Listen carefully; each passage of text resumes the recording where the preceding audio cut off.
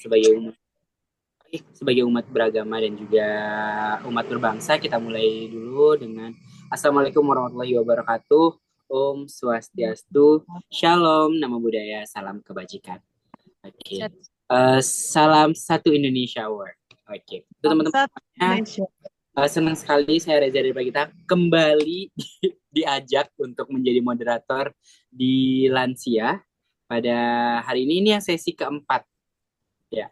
Sesi keempat kita akan bertemu dengan para orang-orang hebat yang gak cuma beliau itu apa ya sebagai putra putri daerah, tapi juga beliau mampu berbakti kepada kesehatan di Indonesia. Wow, siapakah mereka? Ada dua wanita cantik. Halo kakak. Ah, Oke. Semuanya, selamat sore. Nah, di sini ada dua orang kakak cantik. Oke, kita ke yang pertama dulu, ke kakak yang cantik satu ini. Ada Nona Dini. Halo. Sore, Beli. Halo, selamat sore. Halo, selamat sore. Oh, salam kenal ya Kak. Ini baru pertama kalinya saya berkenal dengan Kak Dini ya.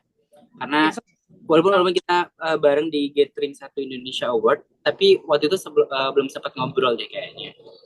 Baik ya, belum sempat kenalan lebih jauh tentang Kak Dini. Boleh nih Kak Dini kita kenalan lebih jauh tentang Kak Dini. Siapa sih Kak Dini sebenarnya? Hai semua, selamat sore semua. Mas Reza, Mbak Usna, dan semua-semua penonton sore ini. Selamat bergabung, selamat bertemu kembali dengan saya. Nama lengkap saya Tersia Dwi Audina Sari Putri, tapi biasanya dipanggil Dini. Saya putri asli Kabupaten Ende, Nusa Tenggara Timur. Saya seorang bidan desa di salah satu desa terpencil di desa saya, daerah saya sendiri. Dan puji Tuhan 6 tahun berkarya di desa, saya 2022 mendapatkan apresiasi dari Astra Awards untuk menang sebagai nominasi nasional untuk Satu Indonesia Awards-nya bidang kesehatan. Oh, ini berarti yang waktu tahun 2022 bareng sama aku nih. Dari 23. Jadi aku 2022. 2022 nggak sih ininya dapat penghargaannya? 2023, Mas. 2023. Soalnya sempat dapat informasi kisah tentang bidan desa yang jadi tokoh inspiratif karena apa sih namanya tinggal di pelosok gitu kalau nggak salah. Nah itu di tahun 2022 saya dikasih tahu. Apa 2023 ya, saya lupa. 2023, Mas. Benar. Iya, oh iya 2023. Nah itu diinfoin sama pihaknya. Karena 2023 saya disuruh daftar ulang lagi. Gitu. Karena topiknya tentang kesehatan. Nah, kira-kira apa sih yang pada saat itu membuat pihak Astra nih, kalau bisa dibilang pihak Satu Indonesia Award bisa melirik ke Dini. Kan di awal tuh gimana sih kisahnya? Kok bisa ya? Kak Dini kan tinggalnya jauh di kampung, tinggalnya di desa. Nah, kira-kira kok bisa ya baktinya gitu loh, karyanya itu bisa membuat orang di Jakarta sana tuh tertarik sehingga mau nih bawa Kak Dini ke Jakarta untuk jadi Satu Indonesia Award nasional. Terima kasih, Mas. Ya, itu juga sebenarnya saya juga tidak merasa, maksudnya tidak menduga, sama sekali tidak menduga kalau ternyata saya bisa ke Jakarta. Karena sebenarnya menang Astra itu pertama kali saya ke Jakarta. Ya, kalau misalnya bukan karena menang, mungkin saya tidak akan pernah tahu Jakarta. Mungkin saya tidak akan pernah berangkat ke Jakarta. Itu saja pertama. Yang kedua, sebagai anak kampung dan anak daerah, sama sekali saya dan teman-teman saya mungkin sangat-sangat tidak paham dari arti sebuah terima penghargaan awards. Kayak mana daerah bermimpi terima penghargaan besar, apalagi nasional. Waktu itu saya di DM saja sih, sebenarnya di DM sama pihak ya Limpu untuk mendaftarkan diri.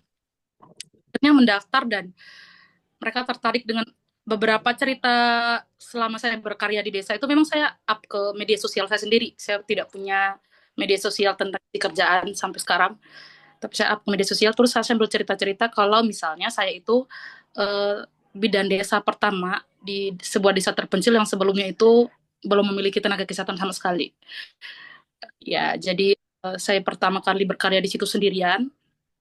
Jadi mengertilah kalau pertama awal masuk, apalagi waktu itu saya baru-baru sekali menyelesaikan pendidikan 2013. Pengalaman tidak punya, prasarana apalagi. Mungkin yang modalin saya waktu itu untuk bisa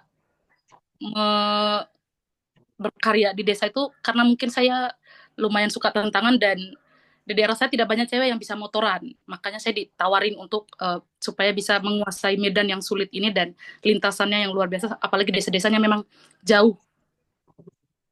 Nah, setelah dari situ karena memang ya desanya sebelumnya memang belum punya tenaga kesehatan, otomatis semua perilakunya carut marut.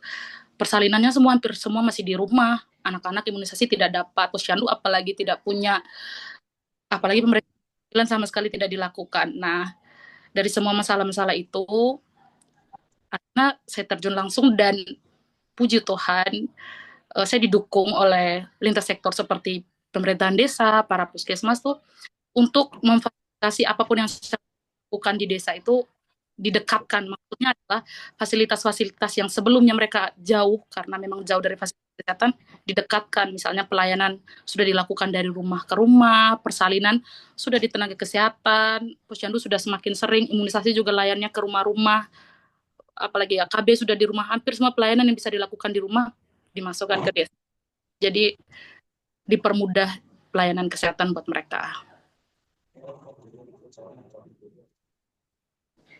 Wow, jadi saya tuh kayak ngerasa inspiring sekali ya, karena tahu banget gimana di Indonesia itu sebenarnya bukan kurang tenaga kesehatan. Sebenarnya tenaga kesehatan tuh banyak banget ya Kak ya. Apalagi kalau kalau ngomong lulusan bidan dan lulusan perawat itu banyak banget. Cuma yang mau diem di Karya. desa, yang mau berkarya di desa itu memang sedikit banget, dan juga memang kalau bisa dibilang kurang banget fasilitas untuk nge-support orang-orang yang mau berkarya di desa gitu. Nah, kalau boleh tahu nih, itu dulu jadi bidan desa itu karena di puskesmas sebagai pegawai honorer atau sebenarnya emang CPNS pada saat itu? Sampai sekarang saya belum lulus PNS sih mas sebenarnya. Sama nih, sama. Oke. Maksud kenapa? Oh ya, kalau misalnya orang tanya kenapa mau waktu itu, ya mungkin pertama memilih untuk kampung karena memang ada pilihan untuk bisa berkarya di kota. Tetapi saya tetap memilih berkarya untuk daerah. Jadi waktu itu tidak dibayar. Nah, itu kan dibayar swadaya dana desa. Nah, yang itu yang membuat mungkin sebelumnya tawaran itu ke orang-orang lain, orang-orang pada tidak terima. Maksudnya bidan PNS pun tidak terima ataupun PTT pun tidak terima. Itu. Jadi saya ditawari kepala desanya di DP-in pakai maaf ya anjing waktu itu untuk bisa betah. Ya di DP-in. Ayo Mbak, ayo Nona berkarya di desa. Pujinya suka tantangan gitu Mas dan itu selesai kuliah kali kan jadi pengen coba-coba hal baru. Ya sudah akhirnya saya berkarya di desa itu. Udah aku speechless banget cuma. Gue bisa banget nggak bisa dijelasin sih, kayak wow. Rasanya eh, aku kira kemarin gaji yang kemarin TT juga sih kalau nggak salah ya, yang sempat viral bahwa tenaga kesehatan honorernya dipecat semua oleh pihak pemerintah daerah yang gajinya itu 500.000 pada itu. Nah, karena pada saat itu uh, aku adalah salah satu orang yang uh, memviralkan hal tersebut pada saat ada masalah itu. Nah, dan ngedenger kisahnya Kak Dini tuh, oh, ya pantas menang ya. Kita imbasnya juga sih Mas, makanya kan aku terima tawaran kepala desanya karena emang tidak punya pekerjaan kalau honorer di sini kan. Jadi ya terima tawaran swadaya. Ya tapi kan walaupun enggak punya kerjaannya, eh kok betah gitu kan, padahal kan ya, eh, hidup itu butuh uang ya, ya kan. Hidup tuh butuh uang, butuh banyak banget yang namanya eh apa sih, kebutuhan.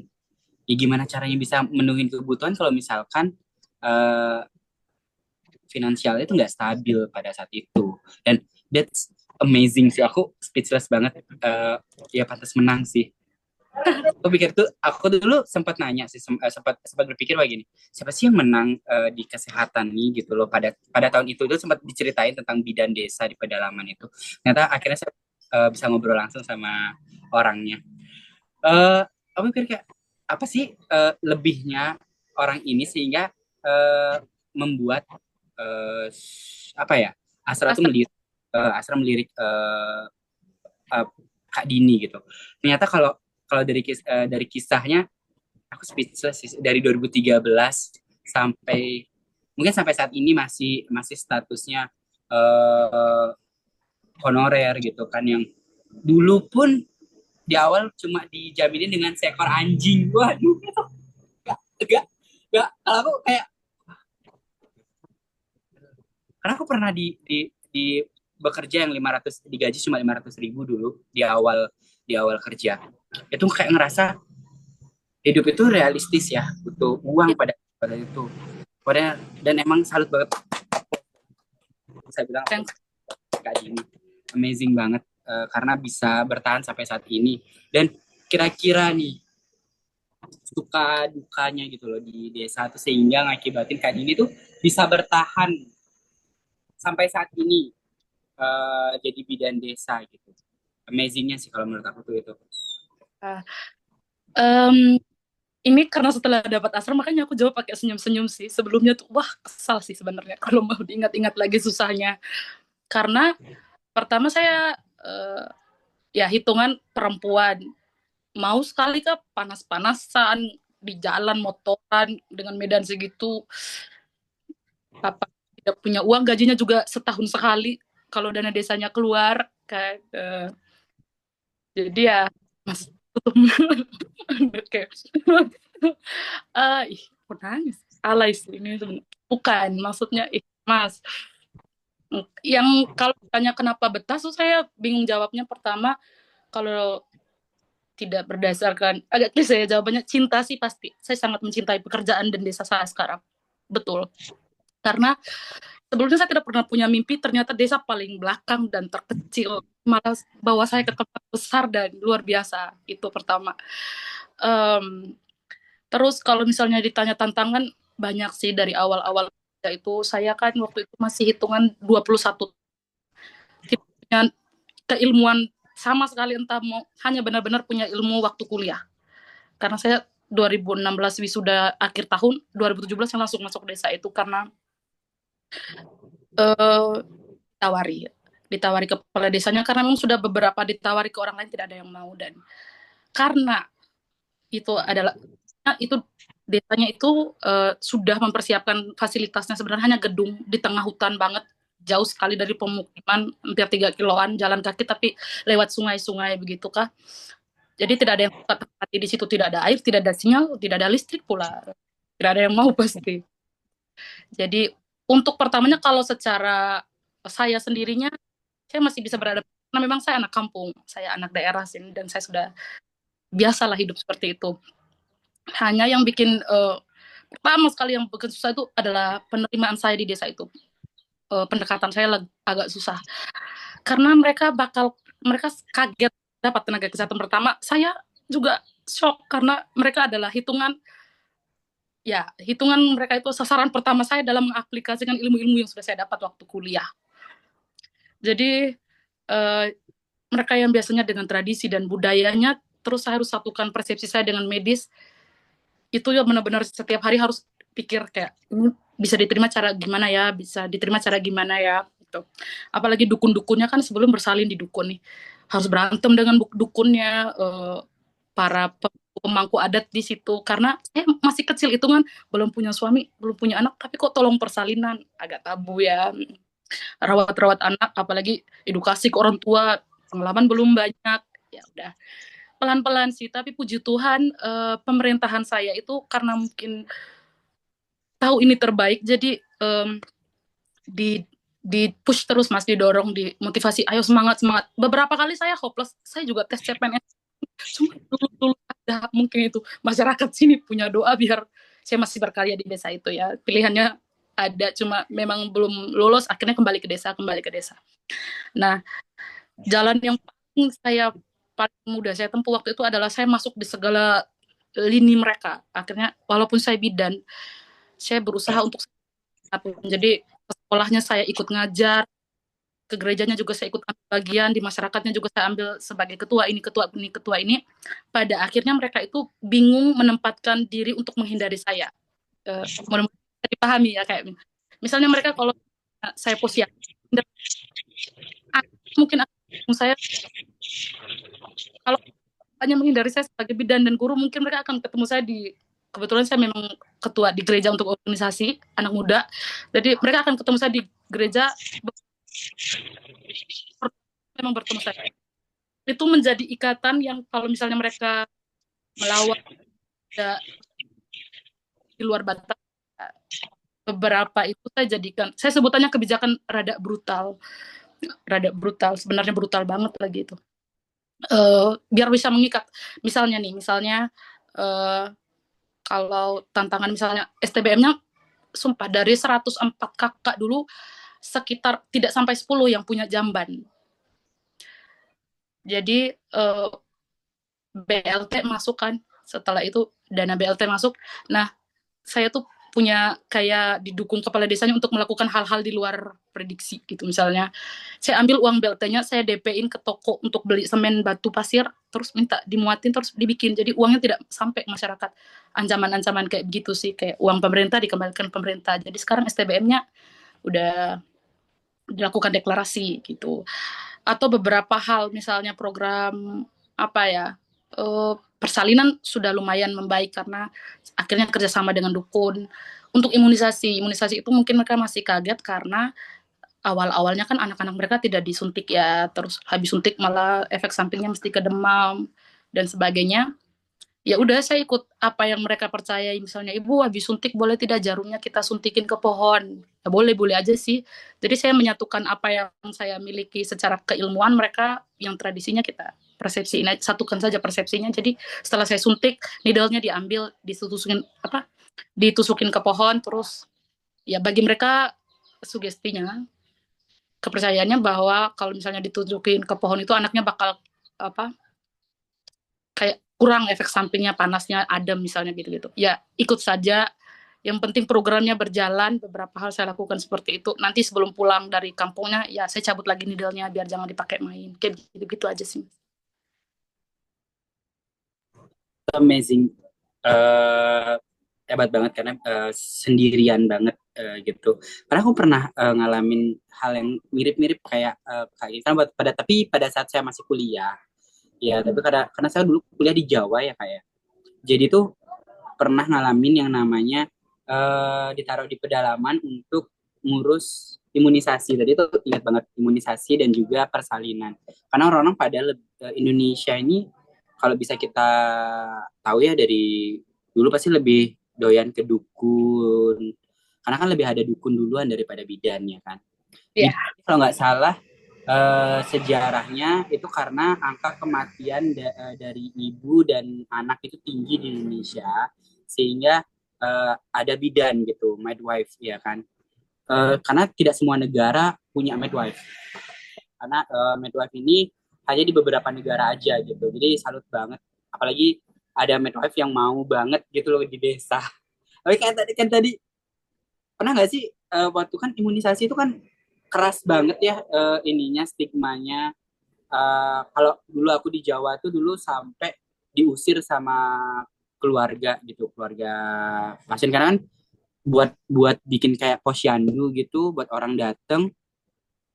Apalagi tahulah masyarakat Indonesia kalau nggak dikasih upah mereka nggak akan bikin posyandu kayak gitu. Ya, agak sulit awalnya, makanya aku semua pelayanannya kan door to door. Jadi kalau anaknya ikut ke kebun, saya imunisasi ke kebun, anaknya di kali ya saya imunisasi di kali, keliling aja.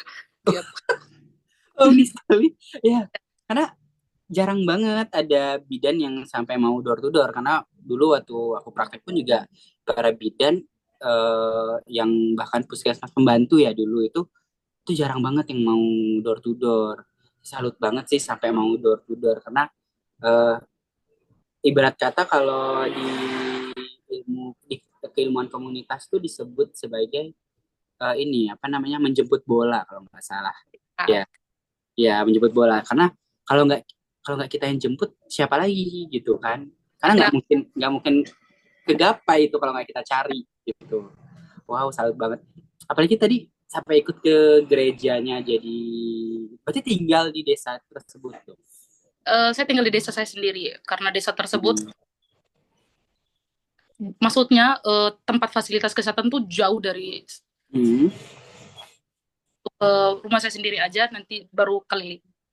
Oh gitu, oh, berarti dari rumah terus baru keliling, baru kerja gitu. Ah,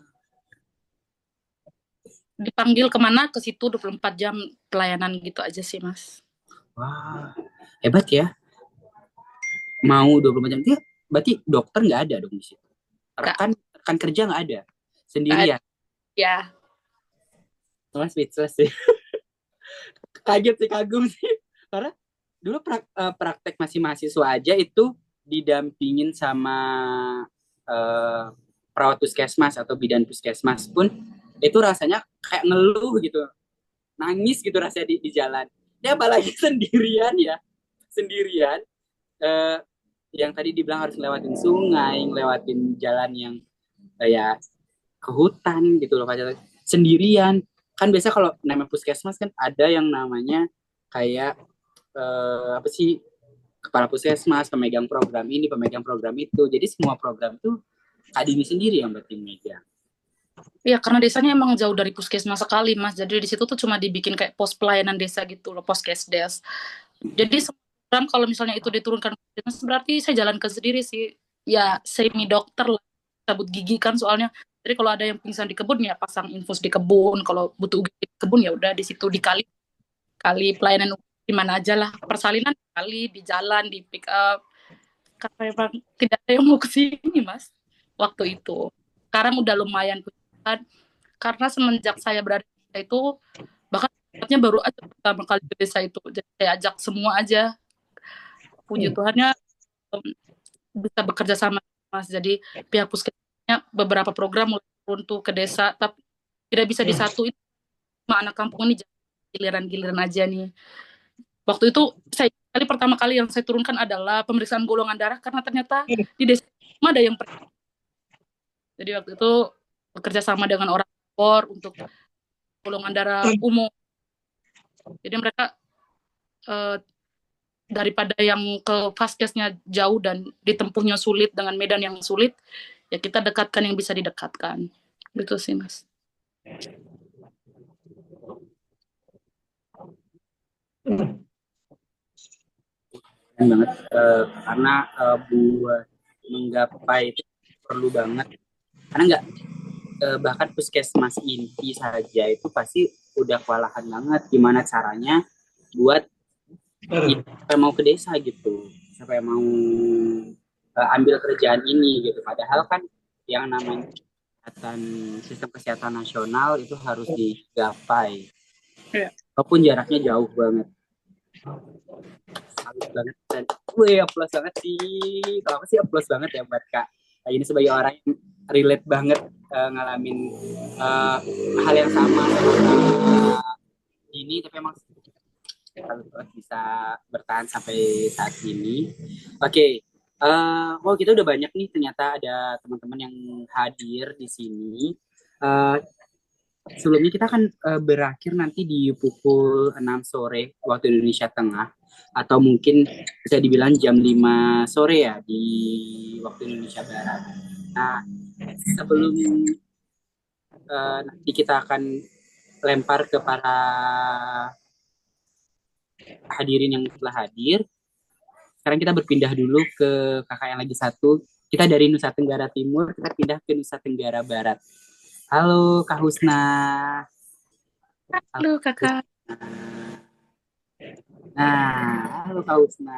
Oh, Nah, suaraku jelas. halo, halo, udah oke?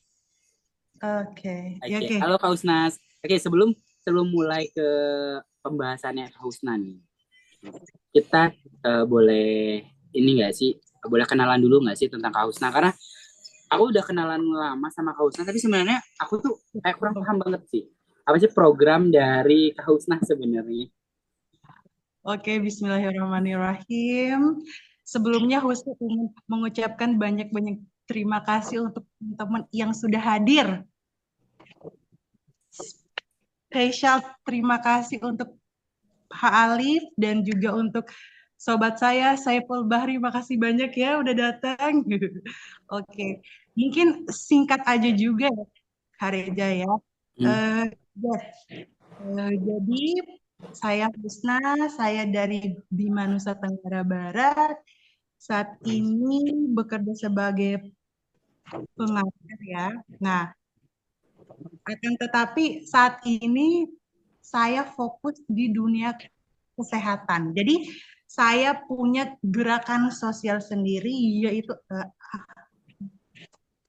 awareness to the universe. Jadi fokusnya yang menyuarakan pentingnya kesehatan mental, self healing dan juga melakukan penyembuhan secara holistik. Oke. Okay. Nah, jadi sebenarnya saya punya sebuah layanan jasa. Layanan jasa unik yang berkaitan dengan tarot reading, self healing dan juga terapi. Nah, terus dari saya punya layanan jasa tersebut, saya lihat nih ternyata di daerah saya juga tuh banyak yang juga membutuhkan layanan tersebut, akan tetapi tidak memiliki biaya. Nah, dan juga hampir mirip sama Kak Dini tadi, karena di sini juga masih banyak yang sedikit-dikit sedikit-dikit dukun gitu loh. Nah, itu kayak wah bener banget nih kayak gitu karena jadi kelas pemberdayaan itu benar-benar berfokus untuk lebih apa namanya membuka sudut pandang serta kesadaran kita bahwa sebenarnya tubuh kita ini bisa menyembuhkan dirinya sendiri kayak gitu. Nah, sasarannya siapa saja? Jadi sasarannya itu yang pertama itu remaja serta orang tua. Nah, kebetulan saat ini juga saya sebagai seorang pendidik, sasaran ini juga saya fokuskan untuk ke anak-anak TK juga PAUD. Nah, seperti itu. Dan gerakan sosial ini pertama-tama saya lakukan itu setelah saya pulang kampung. Jadi setelah saya resign dari perusahaan, saya pulang kampung, nah jadilah seperti itu. Nah ini kegiatan dilakukan di rumah saya sendiri, seperti ini suasananya. Nah selanjutnya di kelas pemberdayaan diri ini saya juga samakan juga dengan kelas atau jasa yang selama ini saya berikan. Jadi ini cuma sebagian aja ya Kak ya, kakak-kakak ya. Jadi di sini ada reading energi. Ini saya menggunakan kartu tarot, ya. Habis itu saya juga melakukan counseling serta self healing juga menggunakan kartu tarot lagi, cuman sesi atau caranya aja yang sedikit berbeda. Selanjutnya saya melakukan lukisan warna Kak Alif seperti yang saya sempat ceritakan sama Bapak kemarin. Selanjutnya ada sensual terapi. Nah, sensual terapi ini salah satu kelas yang digunakan atau diberikan kepada mereka yang mengalami pelecehan baik secara fisik maupun secara verbal. Dan kalau dari pengalaman saya hampir 10 tahun lebih ini, kebanyakan itu remaja dan juga orang dewasa. bahkan di kalangan suami istri, bahkan cowok pun mengalami pelecehan seksual. Oke. Selanjutnya ada terapi gelombang otak. Jadi terapi gelombang otak ini baru saya sosialisasikan itu beberapa tahun terakhir. Nah, ini juga saya lakukan ketika saya melakukan kolaborasi dengan kegiatan sosial lainnya. Nah, di sini kenapa saya tampilkan di sini ada gambar singing bowl, di sini juga kartu tarot. Nah, jadi bisa dibilang sesi soul feeling ini saya benar-benar belajar untuk kita connect lagi ke diri kita dan ke alam semesta. Jadi di situ bisa lihat itu ada kupu-kupu liar yang suka datang ketika saya melakukan sesi reading. Gitu. Jadi di kelas ini benar-benar belajar untuk sinkron juga dengan alam semesta. Oke. Nah, jadi karena saya juga mengambil kelas profesional tentang terapi energi, dan juga saya lebih banyaknya belajar ke alam semesta, binatang. Makanya di sesi atau di jasa yang saya berikan benar-benar kita akan melihat banyak keunikan dari universe serta rahasia-rahasia unik lainnya. Oke, kemarin Pak Alif saya ingin menunjukkan ini saya suguhkan untuk Pak Alif. Di sini saya beberapa tahun sebelumnya saya melakukan atau mengadakan sebuah lomba, dan di mana sebelum lomba itu saya melakukan sesi relaksasi dulu menggunakan singing bowl. Jadi kita benar-benar fokus gimana anak-anak bisa menggambar atau melukis secara intuisi. Jadi fokus ke rasa, Pak. Jadi ini sekian contoh yang saya ambil sebagai contoh bahwa oh ternyata anak-anak ketika fokus banget dan ketika connect sama rasa di dalam dirinya bisa menghasilkan karya yang menurut saya untuk anak-anak desa ya wow gila gitu ya. Selanjutnya ini contoh terapi dari lukisan warna. Jadi Pak, sesinya kita pertama menggunakan spidol atau enggak krayon gitu Pak. Nah, terus kita bedakan tulisan atau gambar yang digunakan tangan kanan dan tangan kiri. Itu punya cerita yang berbeda. Kayak gitu. Tentunya juga sebelum itu juga kita harus melakukan koneksi juga sama si anak seperti itu. Dan bisa dibilang ini banyak membantu untuk anak-anak yang sulit melakukan komunikasi atau sulit untuk bercerita tentang pengalaman. Itu bisa ngebantu banget dengan sesi ini. Karena bisa dilihat sesi ini juga saya mengkaitkan dengan cakra-cakra di tubuh kita. Terus, nah ini kegiatan kolaborasi saya menjadi relawan kesehatan dalam arti bekerja sama dengan salah satu lembaga di sini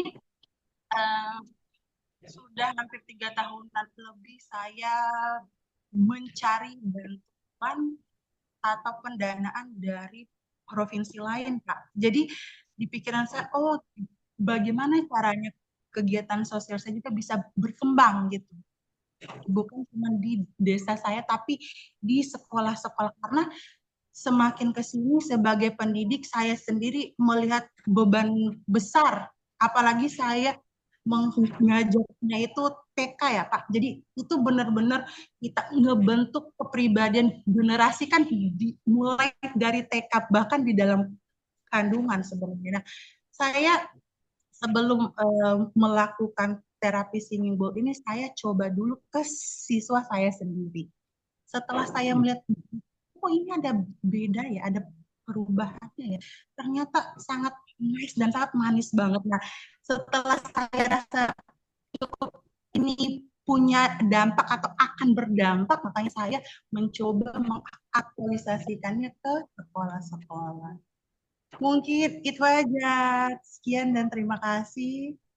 Ya, mungkin itu aja Kak Reza. Silakan. Keren banget ya. Ternyata bisa.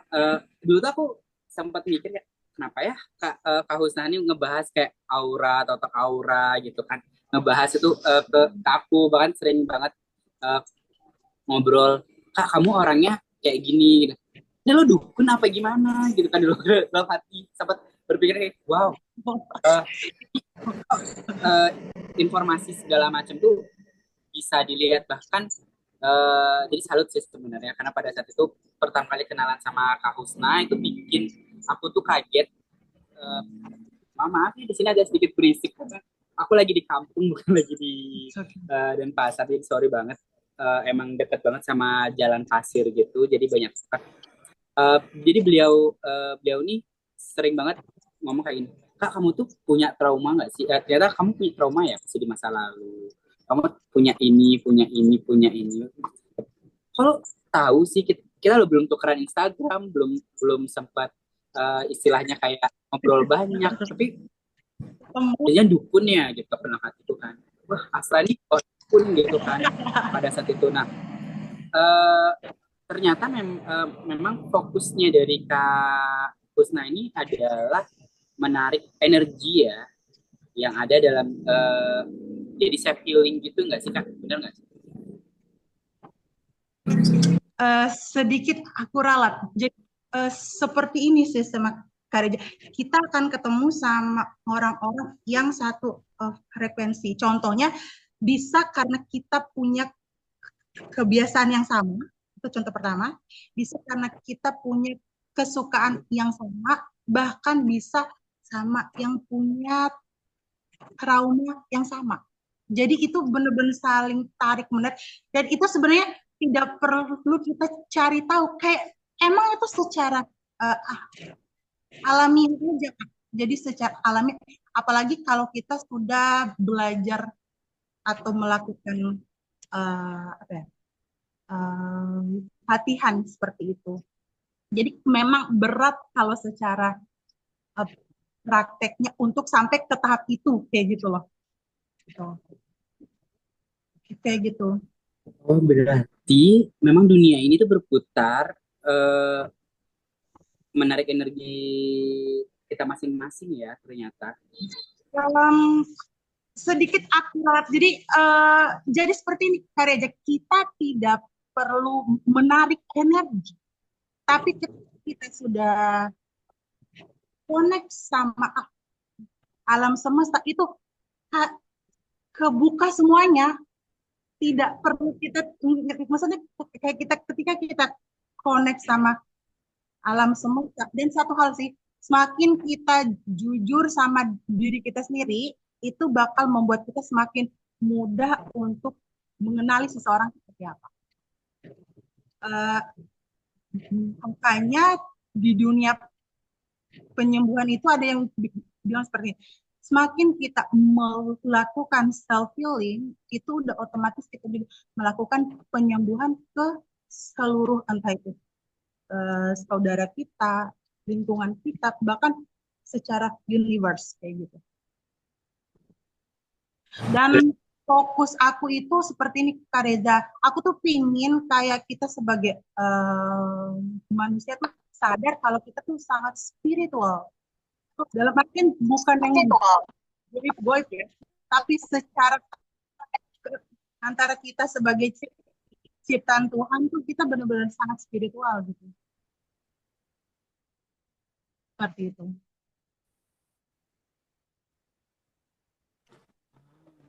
Berarti lebih fokus ke ini ya, berarti kayak tadi itu eh, konsepnya konsep spiritual.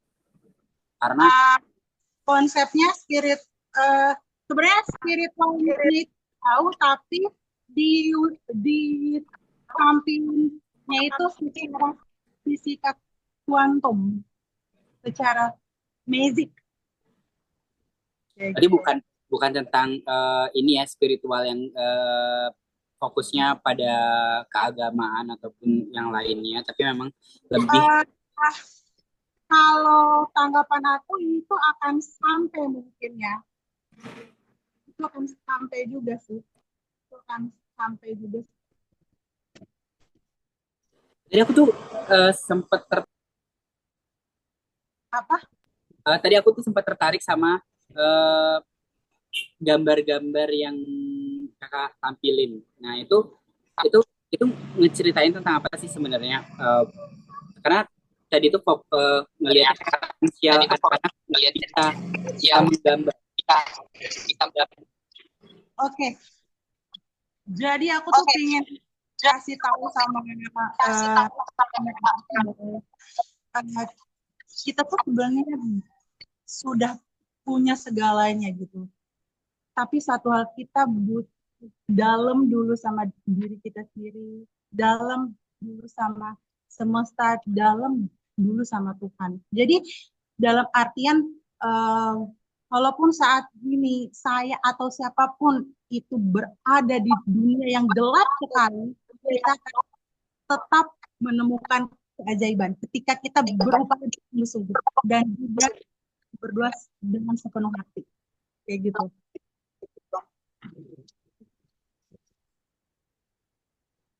Halo Kak Reza, suaraku jelas? Iya, jelas banget Kak.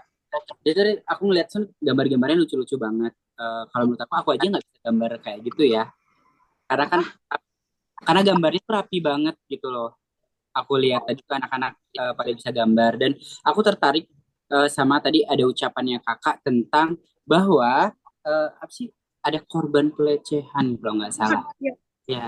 Jadi itu sebenarnya gimana sih konsep dari terapinya Kak Husna dengan Jadi seperti ini, seksualnya?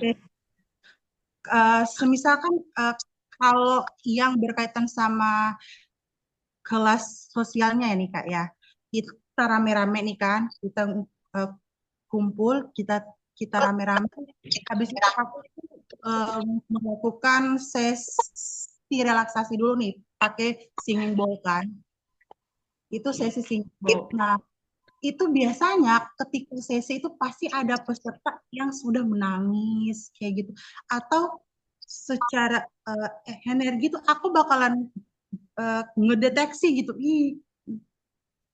ini ada yang sedang sedih ya ini ada yang sedang sebel ya. Nah setelah itu kita ada sesi tanya jawab. Nah biasanya di sesi tanya jawab ini bakalan ada peserta yang eh, datang untuk cerita. Terus kalau memang dia pingin sendiri, cuman aku sama dia doang, oke lah. Kita kasih ruang kan, kayak gitu. Nah, terus setelah itu, kalau dia kesulitan untuk cerita, aku akan melakukan simulasi menggunakan kartu tarot. Aku menggunakan simulasi dengan tarot sehingga dia secara pikirannya, kesadarannya semakin terbuka, gitu kan. Nah, setelah itu aku akan melakukan reading tuh kan. Kita reading. Nah, biasanya ketika reading ini si peserta ini akan punya atau akan menemukan sudut pandang baru. Nah, terus kalau dia bilang, Kak, saya butuh di terapi nih, Kak. Nah, karena Kak Reja, bahkan ketika kita sesi reading pakai kartu tarot, itu sensasi secara fisik, entah itu sakitnya itu bakalan muncul gitu loh.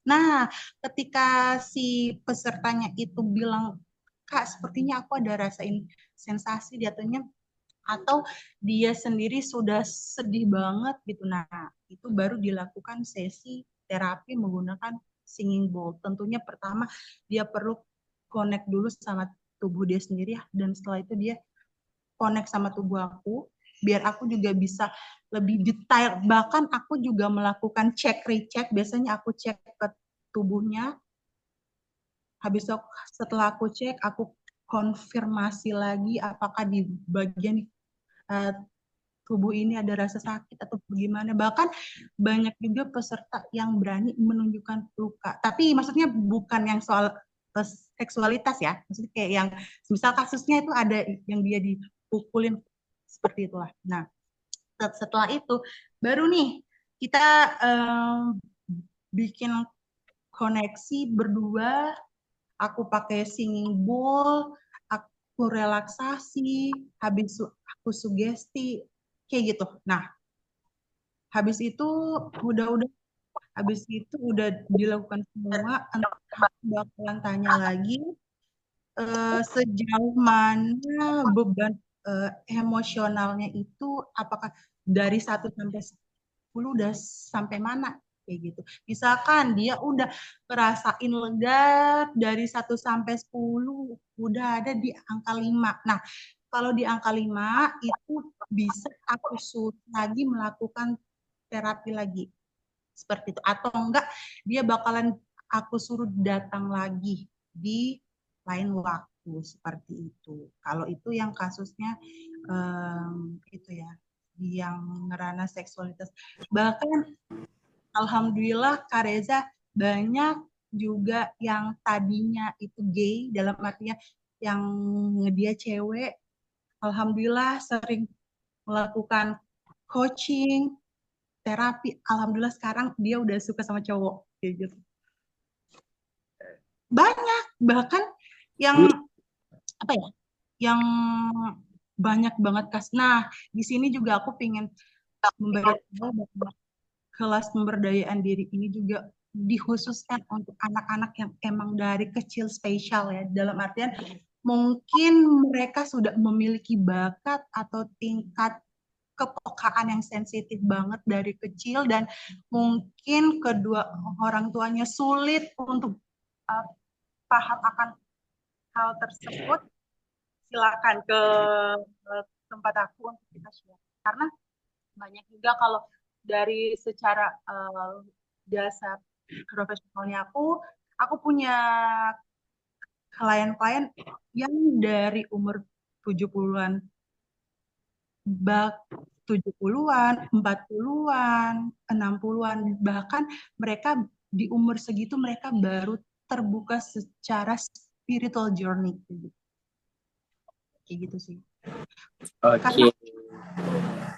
Tadi aku tuh pinginnya seperti ini, soalnya maksudnya secara egonya aku juga, aku pengen kok di tempat aku ini rata-rata sakit dikit dukun, maksudnya sebenarnya tidak harus ke dukun gitu loh, kita bisa ke rumah sakit, ke dokter, tapi memang karena biaya kali ya, biaya sih menurut aku yang. Nah, makanya karena memang juga di awal salah satu tujuannya adalah melakukan relaksasi untuk mereka, sehingga karena di sini tuh rata-rata petani, pedagang kan, pasti pegel-pegel Kak. Nah, di situ aku melakukan relaksasi kayak gitu supaya tidak pegel-pegel kayak gitu. Kayak gitu sih. Oke Kak, thank you banget informasinya. Nah, oke, kita lanjut ke sesi selanjutnya.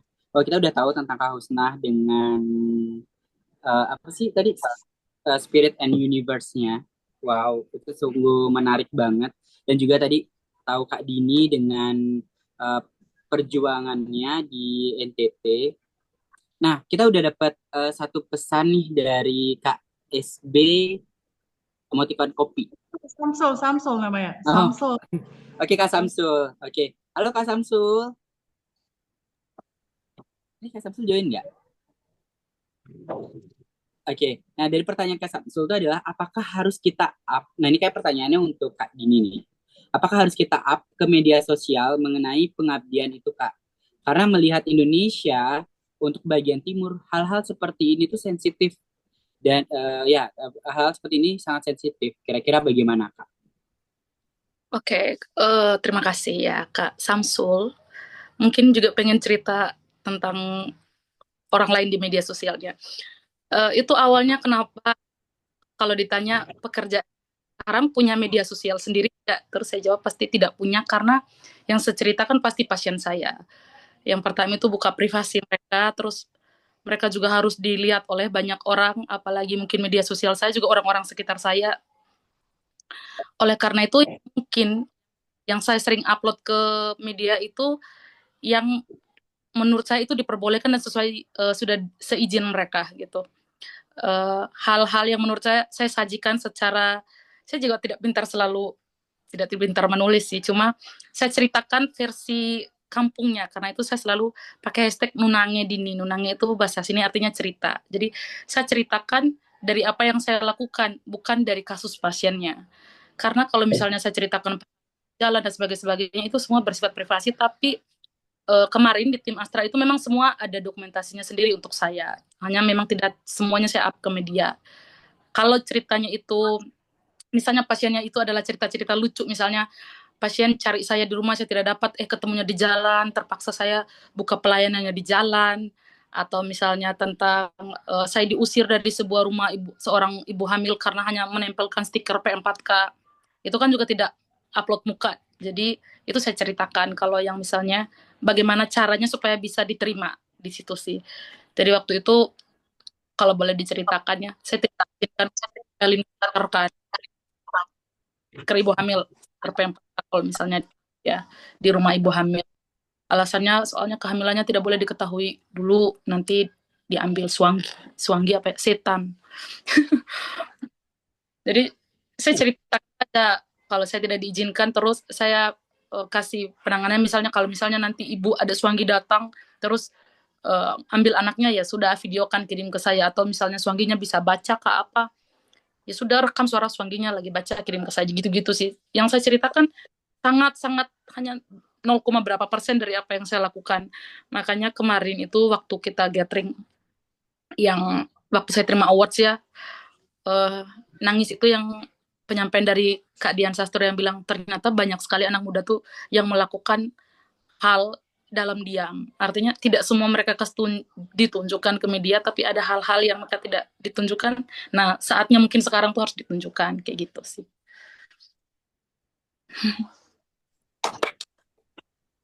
Wow, ternyata emang, tapi tetap sesuai dengan kaidah kode etik dari kebidanan maupun tenaga kesehatan kan Kak ya.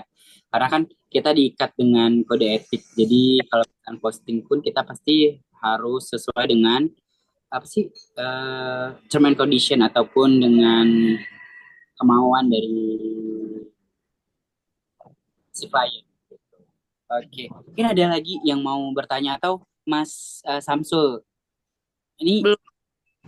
udah mau ngomentarin nggak sih tadi pendapat yang telah diinfokan oleh Kak Dini?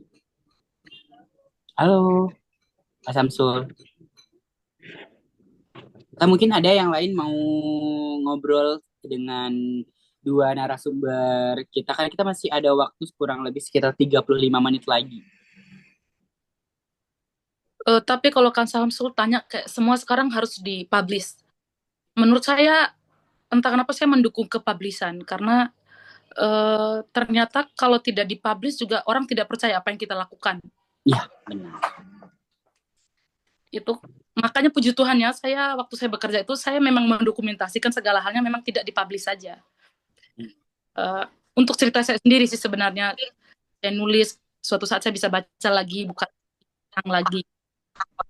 Karena itu dipublishnya mungkin kita membaca tentang publish undang-undang ITE, mungkin acuan untuk misalnya ini yang harus di blur, ini yang harus dijaga etika apa.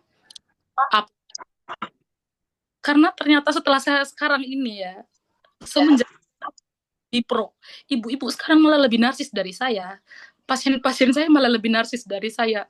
Jadi kemarin-kemarin kan saya tanya, kemarin waktu saya minta bikin video, kalau ini saya video kan tidak boleh, sekarang kok kalian lebih narsis dari saya, malah lebih aneh-aneh lagi postingannya dari saya. Jadi kalau ditanya semua sekarang boleh dipublish, menurutku selama masih dalam etika kita menggunakan promedia ini ya, media ini ya, menurut saya. Karena setelah saya ilmu yang saya miliki ya, kalau misalnya hal yang di luar misalnya kalau kejadiannya ada di luar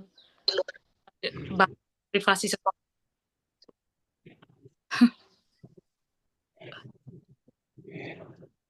itu dan terjawab ya Kak. Ya karena kan kalau nggak diposting jadi nggak ada yang tahu nih kalau Kak Dini itu se-inspiring itu ternyata. Iya. Tapi memang sih aku pernah baca sebuah artikel nih Kak, kalau boleh kita cerita sedikit bahwa memang kisah-kisah eh, nggak semua daerah itu mau eh, kisah pilu atau kisah kurang baiknya di daerahnya itu diangkat. Contoh halnya dulu Bali pun juga seperti itu, karena saya juga sempat takut pada saat saya ngepost tentang desanya itu, walaupun pihak dari desanya sudah ngasih izin gitu buat posting, buat pengalian dana segala macam. Cuma kesannya itu loh, apa namanya, masyarakat yang baca, ih lebay banget, kita tuh nggak sesedih itu, kita nggak semiskin Ya. itu, tuh biasa ya egonya agak sedikit tersakiti gitu. Nah, dengan hal itu, nah makanya itu yang membuat menjadi sensitif gitu. Kira-kira pernah nggak sih ngalamin hal-hal yang sensitif seperti itu? Kalau kalau masnya upload ya, saya malah beri bantuan tapi dimarahin kayak, memang kami semiskin itu dikasih bantuan gitu. Jadi PMT kan karena waktu itu akhirnya kan program stunting masuk nih 2021 ya kalau di daerah saya. Jadi dari 17, 18, 19, 20 tuh tanpa sadar tuh saya sudah melakukan pencegahan-pencegahan stunting. Hanya karena memang belum ada programnya yang namanya stunting besar-besaran gitu. Nah, akhirnya kan programnya masuk terus dikasih bantuan. Ada beberapa keluarga tuh yang masih berantem. Memang kita semiskin itu tidak dapat bantuan, dapat ayam, dapat ini. Kami tidak setidak maksudnya tidak semenyedihkan itu harus dikasih gitu. Tapi ya balik lagi kasih penjelasan kalau misalnya ini bukan untuk saya juga, bukan untuk ibu, tapi ini program. Kalau misalnya diperoleh secara gratis ya silakan ambil. Soalnya saya juga tidak menuntut balasan. Mereka pikir ya mungkin ada reward setelah itu mereka harus apa mungkin kayak gitu ya. Ada beberapa karena memang saya juga di komunitas pendidikan di provinsi saya. Anak sekolahnya tuh kalau misalnya baju tuh malah orang tuanya kayak memangnya kita tidak bisa beli gitu. Ada yang harus dijaga harga dirinya. Tapi ya kita lakukan pendekatan lagi kalau sebenarnya ini sukarela berinya. Maka dari itu sampai hari ini saya belum punya maksudnya media sosial khusus untuk pekerjaan saya. Soalnya harus izin-izin sepertinya ke mereka, Mas. Tidak baik juga karena mungkin yang baca juga orang-orang sekitar mereka karena media sosial saya juga temanannya orang-orang sekitar sini kan, masyarakat-masyarakat sini. Jadi ya akhirnya kalau misalnya pun saya upload itu biasanya yang udah versi lucunya dan agak dibikin tidak tidak setragis kejadian sebenarnya gitu. Boleh nih kapan-kapan kita kolaborasi sosial media ya Kak ya. Boleh. Saya pengen banget sih ngangkat kisahnya Kak Dini ke dalam sebuah reels, karena lumayan pada tahun 2023 sampai 2025, alhamdulillah reels di Instagram saya itu sudah mencapai kurang lebih paling besar itu 2 juta orang views. Jadi yang yang biasanya views di profile Instagram saya itu biasanya sampai 4 juta gitu. Nah, jadi nanti mungkin kita bisa kolaborasi kali ya. Siapa tahu mungkin banyak orang akan terinspirasi dengan kisah yang dialami oleh Kak Dini. Oke, mungkin ada teman-teman nih, ada yang mau tanya atau mau berkomentar atau masa sih seperti itu, atau mungkin ada yang mau tanya tentang Kak Husnah nih, tadi terkait mengenai uh, spirit and universe-nya tuh. Bagaimana, mungkin ada yang mau ditarot, mungkin Kak, tarot kan ini ya. Berat, Kak Reza. Berat banget spirit dan universe-nya. Iya, saya tadi kita angkatkan tentang spirit dan universe-nya. Oke, kira-kira mungkin ada mau pengen tahu auranya mungkin. Cara Kak, aku pengen deh dibaca nih gitu ya mungkin. Atau mungkin pengen role play tentang pengalaman yang pernah dialami sama Kak Husnah mungkin. Saya kayaknya ada yang mau nanya mungkin, atau Kak baca tarotnya. Nah, ini Pak Alif ya, Pak Alif. Pak Alif. Hai Pak Alif. Pak. Halo. Wah, speechless banget ini sama hari ini, sama dua narasumbernya, hebat-hebat sekali, Masya Allah. Allahumma barik Iya. ya. Kira-kira mau nanya sama Mbak Husna nih, khusus. Bismillah ya, mudah-mudahan bisa saya jawab. Itu kan program-programnya apa tadi? Awareness, terus ada termasuk sama lukisan terapi ya, lukisan warna, terus apa? Reading energy. Itu kan setelah kan? Ya, itu setelah setelah di Husnanya mendapat klien gitu ya, mungkin ya, katakanlah ya. Bukan Pak, maksudnya itu tuh Setelah, ketika rame-rame anak-anak itu datang belajar gitu. Ketika sekarang rame-rame. pertanyaan saya, kalau yang saya rasa ya, the true target kayak misalnya anak-anak yang depresif, yang itu mereka tertutup semua kan? Ya, tertutup. Jadi Sehingga strateginya, ya, benar nggak? udah jelas Pak, udah jelas Pak. Ada susah sinyal di sini. Iya. Halo Pak Alif, ya silakan Pak. Ya, eh, kalau yang saya rasa permasalahannya itu sebenarnya sebelumnya itu gitu loh. Jadi bagaimana Mbak Husna itu mengapa untuk menggait target yang sementara mereka itu yang saya rasa pasti mereka tertutup loh, introvert, benar-benar hidden gitu, dan mereka benar-benar jaga. Apalagi yang korban trauma ya, ini makanya saya tertarik ya, makanya saya minat sekali. Apalagi yang udah punya PTSD ya, trauma ya, di malah itu mungkin mereka semakin trust isunya semakin tinggi, terus pagar-pagar privasinya makin tinggi. Nah, sementara gimana jadi saya pengen tahu bagaimana strateginya di Husna untuk membuka gap itu loh, sampai mereka mau datang ngobrol, ikut gambar, apa ikut ya inilah gitu, ikut lomba atau main kartu kan gitu loh.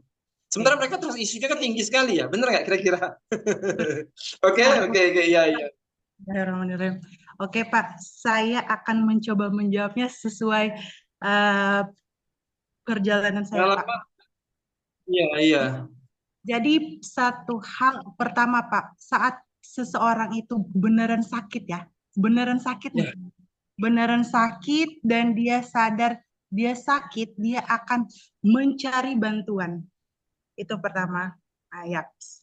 Yang kedua, karena memang isu-isu itu sangat sensitif, Pak. Soalnya saya bahkan melihat luka juga secara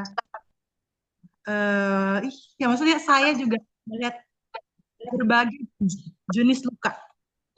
jenis luka kan. Nah, jadi Pak, semua kunci itu ada di saya. Jadi kenapa saya bilang saya di kelas ini melakukan healing menggunakan energi semesta. Tadi saya kasih contoh, tadi ada capung, ada kupu-kupu. Kita tahu ini salah satu binatang spirit yang sangat lembut. Binatang spirit yang lembut dan binatang spirit yang bisa bilang berasal dari surga. Mengapa? Karena kalau bagi saya sendiri, capung, kupu-kupu sangat spiritual. Dan itu bagi saya datangnya langsung dari surga. Dan saya, syukur alhamdulillah, saya punya perjalanan journey saya selama 3 tahun dengan binatang-binatang itu secara intensitas. Jadi semua hal yang setelah saya pelajari, saya kolaborasikan Pak. Saya cari cara yang sangat cocok dan sangat lembut. Karena tadi Pak, ketika seseorang itu sakit, itu kan bawaannya tuh sedih, panas, dan caranya adalah kita menyentuh tanpa menyentuh. Dan yang digunakan adalah energi, yaitu magic.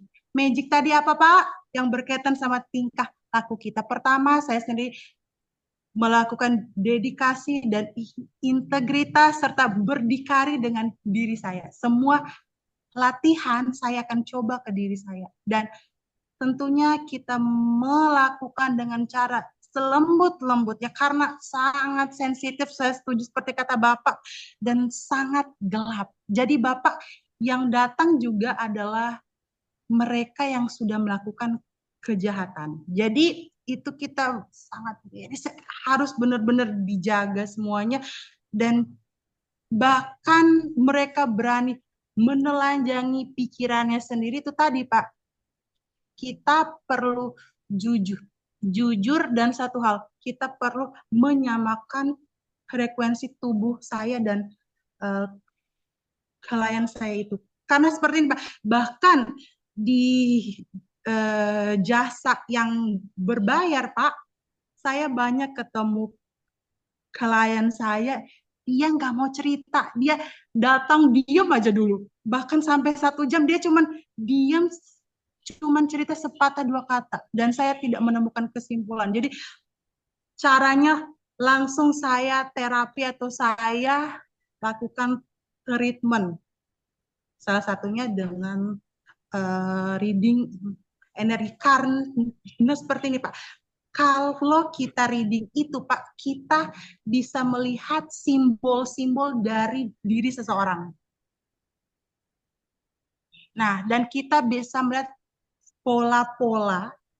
Nah, dari pola itu kita melakukan pendekatan. Nah, di saat kita reading juga kita bisa melihat pikiran bawah sadar seseorang. Jadi salah satunya Pak adalah mengapa sebagai seorang penyembuh kita wajib jujur dulu kepada diri kita dan wajib tulus banget. Karena seperti ini Pak Alif, sama seperti ketika saya ketemu Pak Alif, itu sangat dalam gitu.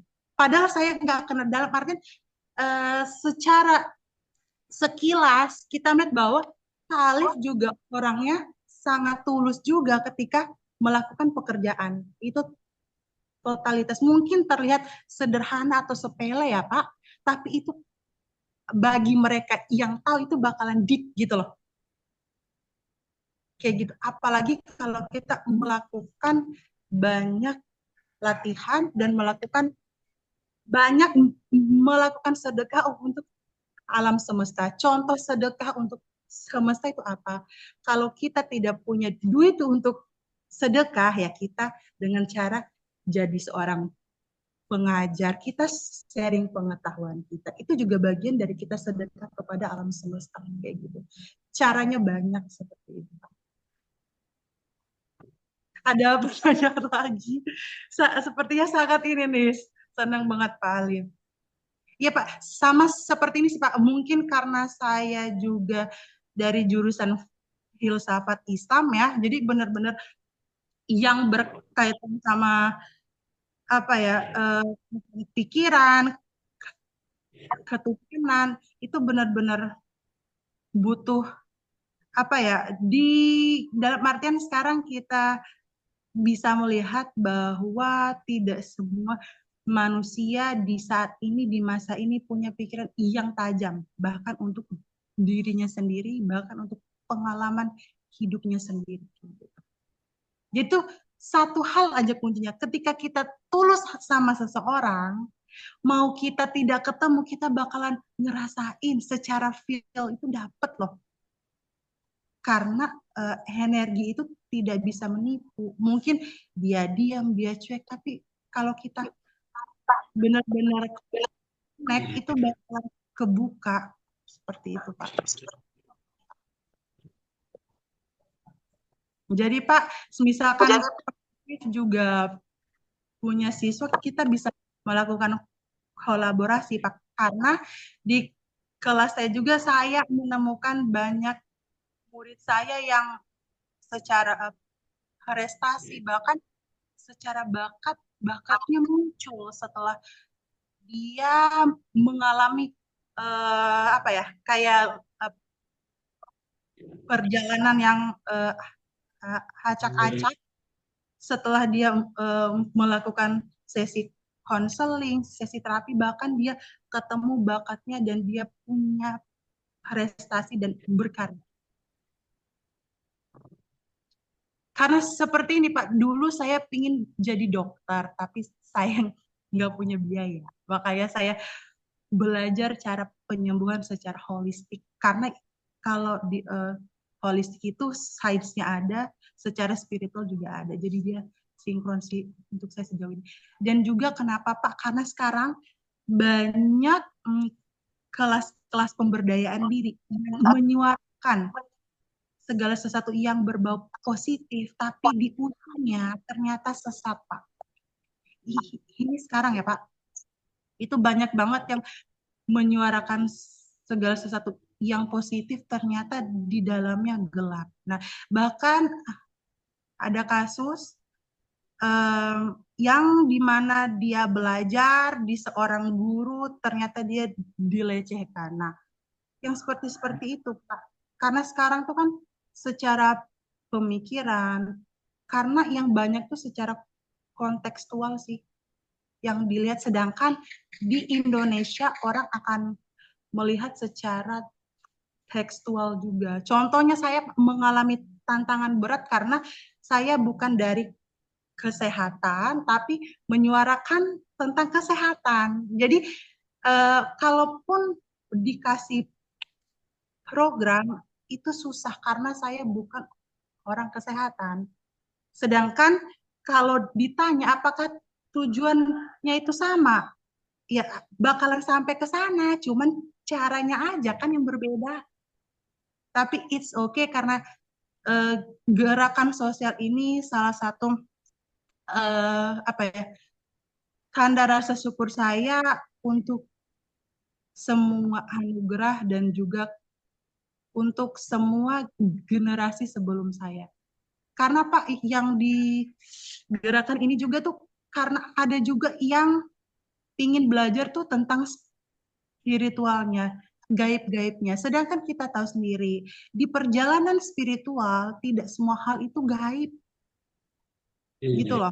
Makanya itu yang pengen saya geser, sudut pandangnya digeser, sehingga kesadarannya bergeser, dan itu berarti realitanya juga bergeser. Jadi ketika sudut pandang kita bergeser, kesadaran kita bergeser, realita bergeser. Kayak gitu. Jadi di reading energi juga adalah kita melihat potensi. Nah, karena jatuhnya masih potensi, belum terjadi kan Pak?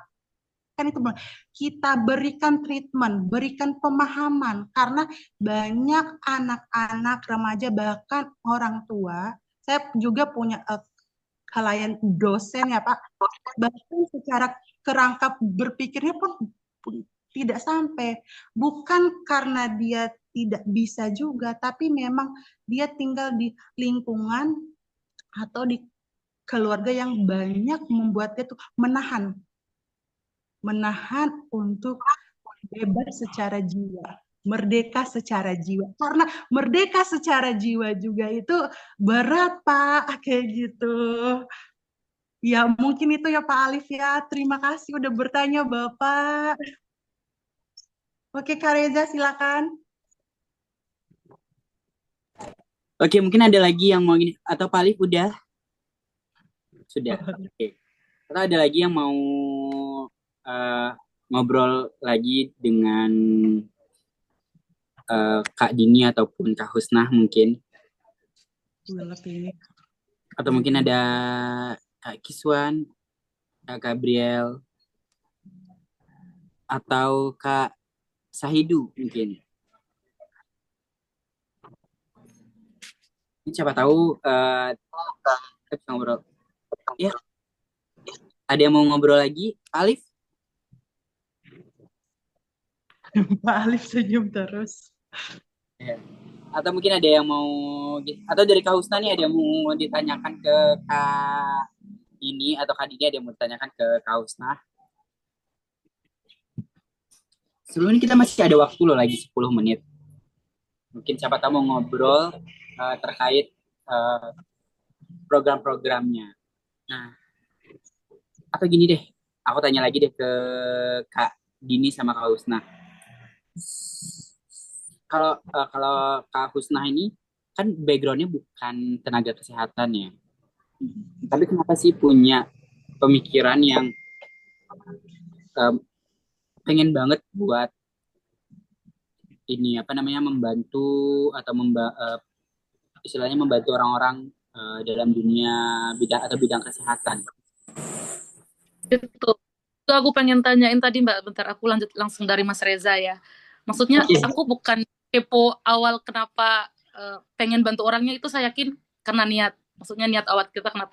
Saya malah pengen tahu karena memang tidak punya basic knowledge. Mbaknya awal tahu dari mana ya belajar semuanya itu. Itu kan bukan proses ya, apalagi dengan banyak sekali prosedurnya. Kalau memiliki basic knowledge itu pertamanya Mbak gimana ya gitu. Penasaran itunya sih sebenarnya. Terima kasih. Oke. Jadi kalau ditanya pertama, ya semisalkan dari kecil itu emang saya udah diberikan sedikit bakat ya. Nah, tapi kan ketika kita punya bakat, wajib berlatih. Nah, ketika kita punya bakat dan kita tahu apa-apa, jadi kita akan mengalami banyak ketakutan, banyak trigger. Dan juga karena dari kecil saya emang tingkat sensitivitasnya tuh tinggi banget. Nah, saya itu bingung, ini kok saya kenapa ya?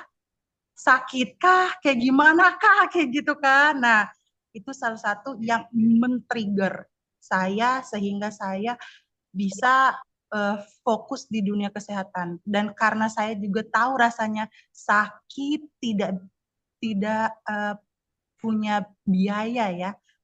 Nah, saya cari cara nih gimana ya saya bisa melakukan penyembuhan, seenggaknya itu kita relaksasi lah. Nah, dan juga karena saat kuliah saya melakukan penelitian gitu tentang meditasi. Ya, jadi ketika kuliah saya melakukan penelitian tentang itu, saya belajar banyak dan saya mendapat manfaat banyak. Dan yang paling itu banget, yang paling, jadi kan faktornya banyak nih. Salah satu faktor yang dalam banget tuh pertama karena bisa dibilang hampir semua orang keluarga, orang tua saya, mereka yang terdekat dengan saya tuh meninggal. Dan saya sakitnya mereka yang saya mikir, ya Allah, seenggaknya tuh kalau bisa dibantu tuh gimana ya caranya ya. Nah, habis itu karena kepedulian saya terhadap anak kecil. Karena saya tahu rasanya tumbuh tanpa figur orang tua yang 100% full. Jadi saya tumbuh sendiri, dibesarkan oleh alam semesta dengan banyak pengalaman buruk yang sepertinya, dan ternyata ketika saya membuka jasa secara profesional maupun saya secara sosial, ya ternyata ketemu dengan beliau-beliau yang sejenis. Walaupun mungkin secara versi ceritanya beda ya, tapi tujuannya itu sejenis. Nah, itu yang membuat saya, sepertinya ini nih panggilan jiwa. Kenapa saya bilang ini adalah bagian dari soul purpose-nya saya? Karena yang dibantu adalah nyawa sih. Karena walaupun saya bukan dari kesehatan, tapi yang saya hadapi adalah gimana ya menolong nyawa. Walaupun di perjalanannya banyak yang lost. Jadi saya ingin cerita sedikit. Saya punya klien, jadi dia nih susah tidur ya. Susah tidur, intinya dia punya problem. Kenal beberapa tahun dan dia ikut berbayar sesi beberapa kali, sampai dalam artian saya udah coba pakai cara itu nggak bisa gitu. Dalam artian itu hampir semua cara yang saya tahu itu tidak bekerja di dia. Tapi ketika saya ketemu langsung sama dia bisa tidur dengan nyenyak.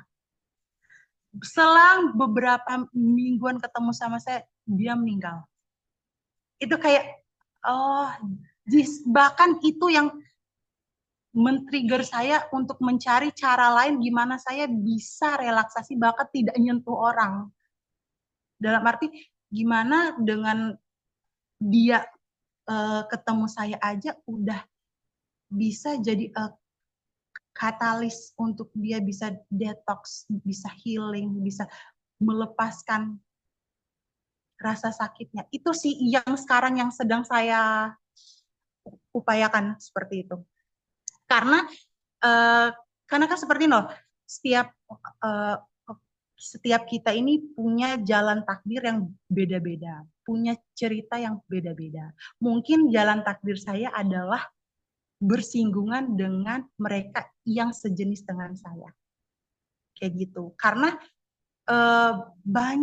karena seperti ini. Jadi salah satu alasan saya juga tidak sembarangan posting di sosial media. Pertama karena emang seperti yang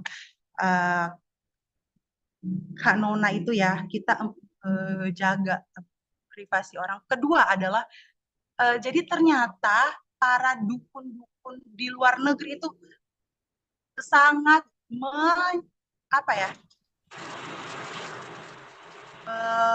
mereka itu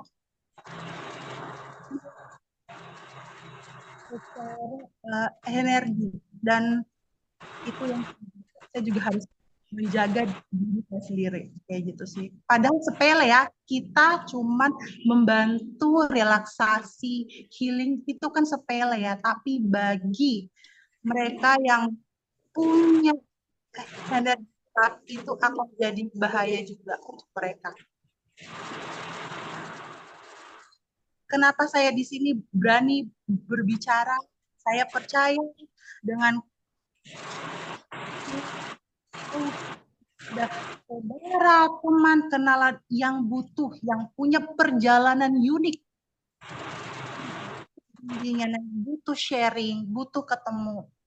Ayo, karena dunia udah semakin gimana ya, udah semakin amburadul, bahkan dalam sesuatu yang baik, bahkan teliti sesuatu yang jahat. Itu fakta lapangan sih yang saya lihat realitanya.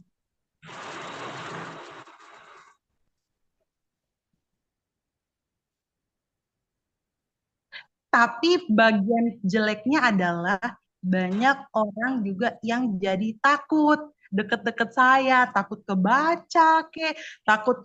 Padahal enggak kayak gitu. Saya juga tidak bisa yang jadi tuh spontanitas tidak bisa direncanakan dan bakalan kedetek kalau beneran sakit gitu loh. Itu yang kayak sisi plus minusnya adalah banyak yang takut untuk dekat-dekat, apalagi menjadi pasangan horor kayak gitu. Semuanya negatif. Keren. Dalam tidak semua itu saya tahu ya, hanya manusia biasa kayak gitu. Itu aja. Atau ada yang ditanyakan? Kita sendiri belajar otodidak, coba cari-cari. Bukan Kak. Jadi saya ikut kelas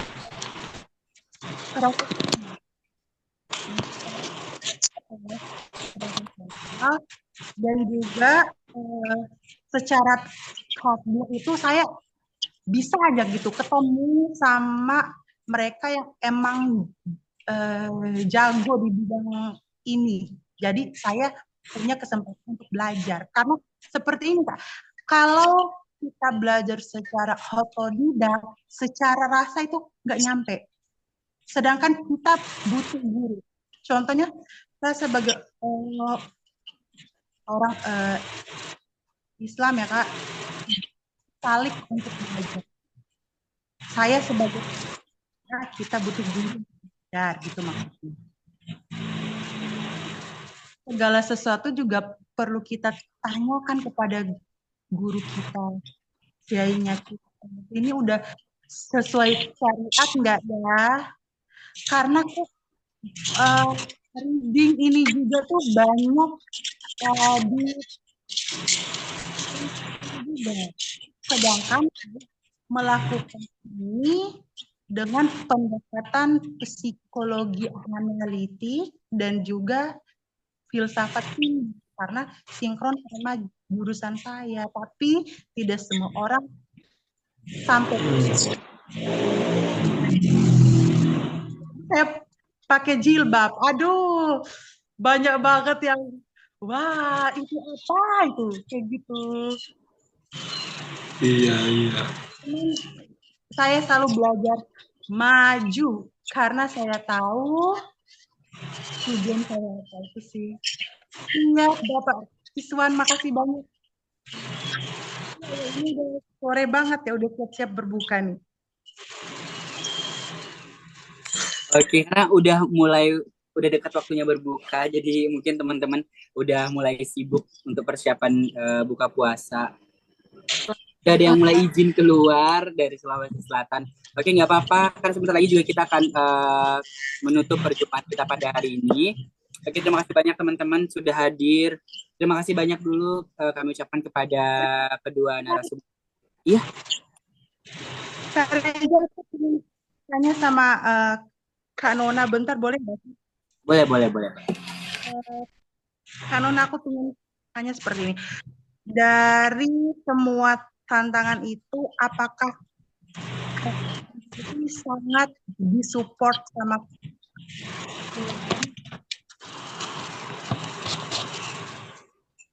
Halo Kak? Maaf Kak, yang terpotong. Oke. Pertanyaan aku dari semua tantangan yang sudah Kak jalani itu, apakah Kakak selalu mendapatkan support atau dukungan dari keluarganya atau bagaimana gitu? Kalau saya sendiri saya lakukan selama ini memang diri. Jadi kalau paling pertama itu puji.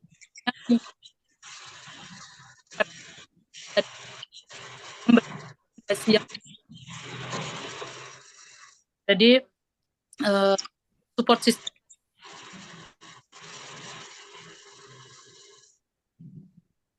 tidak digaji, jadi keluarga support untuk menghidupi saya di rumah tanpa penghasilan, karena jadi itu kalaupun tidak disupport oleh orang-orang yang menerima, saya akan cari caranya biar diterima. Maaf. Mungkin koneksi internet dari Kak Dini sama Kak Husna ini lagi nggak terlalu bagus ya? Iya Kak. Oke, mungkin kita bisa lanjut nanti komunikasinya via personal chat nanti. Karena koneksi internetnya juga kurang mendukung. Terima kasih banyak Kak Dini sama Kak Husna. Terima kasih buat Mas Reza dan juga tim dari Autoran. Boleh nih kita foto dulu nggak sih? Iya, Mas Reza. Kalau HP saya screenshot, Pak. Mungkin semua bisa ini ya, bisa